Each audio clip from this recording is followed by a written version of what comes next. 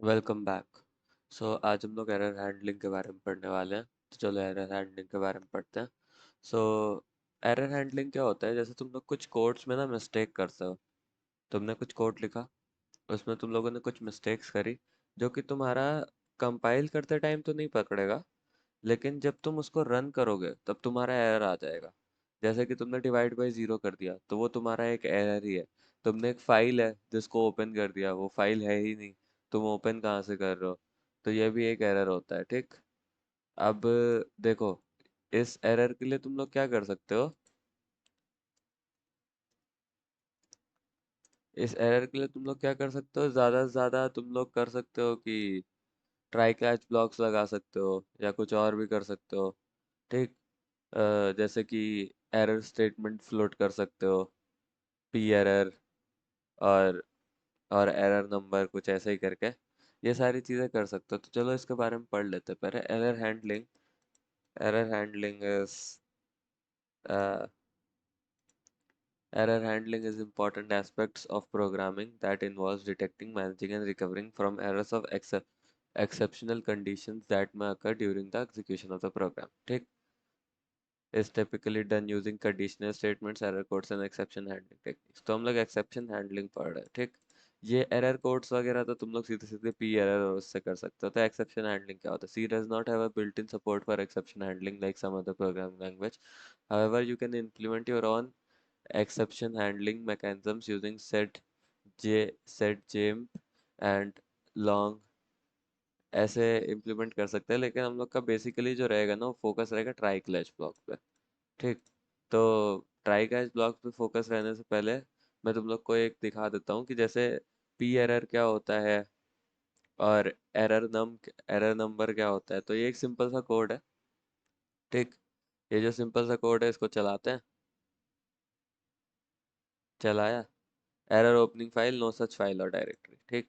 तो इसमें इसने क्या किया कि हम लोगों ने जो एरर का हेडर था उसको पहले इंक्लूड किया, ठीक। फिर हम लोगों ने यहाँ पे फाइल को एफ ओपन किया। ये बाद में बताऊंगा फाइल ओपन क्या होता है, फाइल क्लोज क्या होता है, ये बाद में बताऊंगा। If file is equals to null, तो हम लोगों ने प्रिंट कर दिया P error, error opening file, return error statement. अब इसने एरर स्टेटमेंट जो रिटर्न किया, नो सच फाइल और डायरेक्टरी, वो इसका एरर स्टेटमेंट है, ठीक है। तो चलो अब ये वाले कोड को हटाते हैं। अब मैं तुमको ना सिंपल सिंपल दिखाता हूँ कि वो कैसे होता है। ट्राई कैच ब्लॉक्स हम लोग कैसे लगाते हैं इसमें। Include include stdio rio dot H, ठीक। Include include set jmp dot H,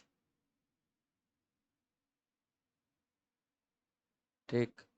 अब तुमको क्या करना है, यहाँ पर सीधे सीधे इंट मेन भी कर सकते हो। मैं तुम लोग को ज़्यादा डिफिकल्ट तरीके से नहीं बताऊंगा, मैं सीधे तरीके से बताने की कोशिश करूंगा,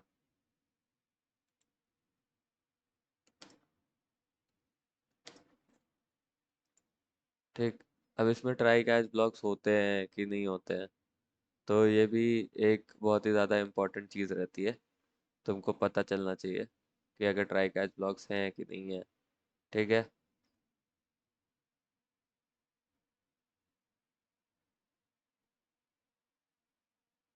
देखो, अब क्या करो कि यहाँ पर जो है ना, ट्राई कैच ब्लॉक्स होते हैं कि नहीं होते इसको चेक करने के लिए, but do C have try and catch blocks, ये तुम लोग से पूछा जा सकता है, ठीक। लाइक वो बिल्ट इन ट्राई और कैच ब्लॉक्स नहीं होते हैं। तो इसके लिए क्या करते हैं, रिटर्न कोड से हम लोग ट्राई कैच ब्लॉक में जो है इम्प्लीमेंट करते हैं, ठीक, एरर हैंडलिंग। तो इसके लिए तुमको पता है क्या करना पड़ेगा, ये मैं तुम लोग को थोड़ा सा बताना भूल गया था। तो इसके लिए क्या करना पड़ेगा दिखाता हूँ तुमको। तो ट्राई और कैच को इम्प्लीमेंट करने के लिए तुम यहाँ पे सीधे सीधे आओ, फिर यहाँ पे एक हेडर डिफाइन कर दो। डिफाइन ट्राई डू अब मैं इसके अंदर जो काम करवा रहा हूँ वो ही थोड़ा इम्पोर्टेंट काम है, ठीक। वो थोड़ा इम्पोर्टेंट काम है, तो उसको देखना पड़ेगा तुमको सही से।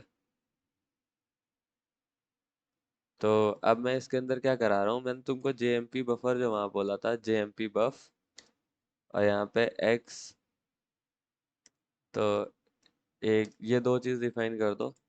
फिर उसके बाद इफ के अंदर अगर कुछ भी आता है, तो जैसे हम लोगों ने वहाँ पे सेट बफ डिफाइन किया, जेएमपी बफ यहाँ पे डिफाइन करके, अब जो एक्स बफ रहता है वो इसके अंदर आता है, ये इसको याद रखना। ये ज़्यादा इम्पोर्टेंट तो नहीं रहता बट काम आता है, ठीक।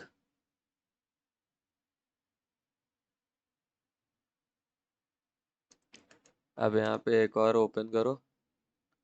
अब सीधे सीधे यहाँ पे वापस डिफाइन करो, define catch, catch, so close कर दो, ठीक। एल्स, फिर यहाँ ओपन करो। एल्स पे डिफाइन क्या करना है तुमको, डिफाइन,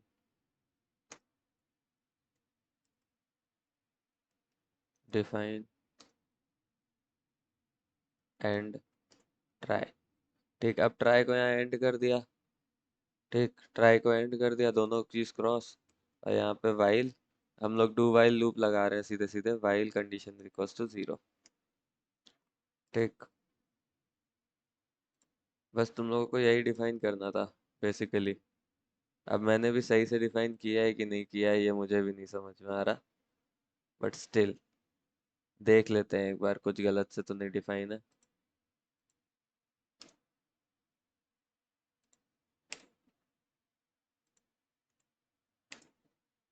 मैं गलती से कुछ गलत तरीके से डिफाइन कर सकता हूँ, इसको मैं एक बार वापस से सही करके लिख देता हूँ, ठीक है।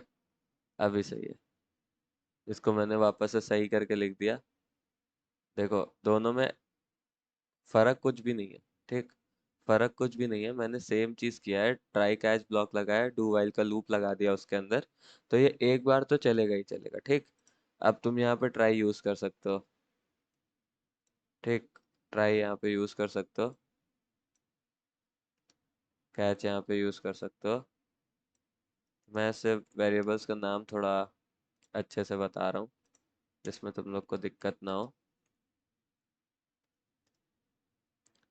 अब देखो, अब तुमने जो डिफाइन किया ना, ये पूरा जो डिफाइन कर दिया तुम लोगों ने, अब यहीं पे तुम्हारा गेम शुरू होता है कि अब तुम यहाँ पे डिफाइन कर सकते हो 5/0। तो अब ये जो एरर आएगा वो जो है तुम्हारा पहले ही पता चल जाएगा तुमको कि क्या एरर आ रहा है, ठीक। तो यहाँ पे डिफाइन करो, यहाँ रिजल्ट को वो कर दो। अब देखो, यहाँ पे जैसे ही कोई भी एरर आएगा तुरंत कैच के अंदर जाओ, कैच का ब्लॉक बनाओ, कैच का ब्लॉक बनाने के बाद प्रिंट एफ, और यहाँ लिख दो एरर, ठीक। अब जो हम लोगों ने ऊपर किया था यहाँ पे लिख दो एंड ट्राई, खत्म, ठीक। इतना चीजें करनी रहती है, ठीक। पर तुमको ये तो डिफाइन करना ही करना पड़ेगा, कोई भी हालत तुमको ये तो डिफाइन हर बार करना पड़ेगा, क्योंकि अगर तुम ये नहीं डिफाइन करोगे तो फिर नहीं चलेगा, ठीक। तो ये मैक्रोज होते हैं, तो मैक्रोज क्या रहता है कि वो एक ब्लॉक ऑफ कोड सेटल कर देता है जिससे तुमको पोटेंशियल एरर्स को हैंडल कर सकते हो। तो कैच मैक्रो जो रहता है वो कोई भी एरर को हैंडल कर देता है, वो जो कि ट्राई ब्लॉक के अंदर आता है।